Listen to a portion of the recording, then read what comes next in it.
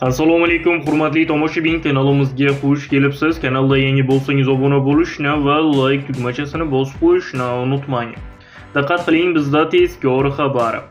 Pensiya pulim tushadigan plastik karta muddati o'tib qoldi.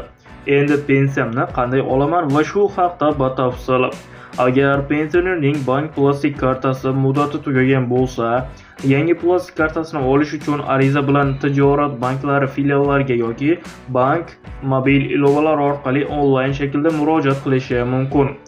Bank tomonidan ariza qabul qilingandan so'ng pensionerga yangi plastik karta ochiladi va keyingi oydan boshlab pensionerning pensiya mablag'lari yangi plastik kartaga o'tkazib beriladi. Pensionerning bank plastik kartasi muddati tugaganligi sababli pensiya to'lanishi to'xtatilmaydi. Va kanalga yangi bo'lsangiz obuna bo'lishni va like tugmachasini bosib qo'yishni unutmang. Siz bilgan va bilmagan xabarlar hali oldinda.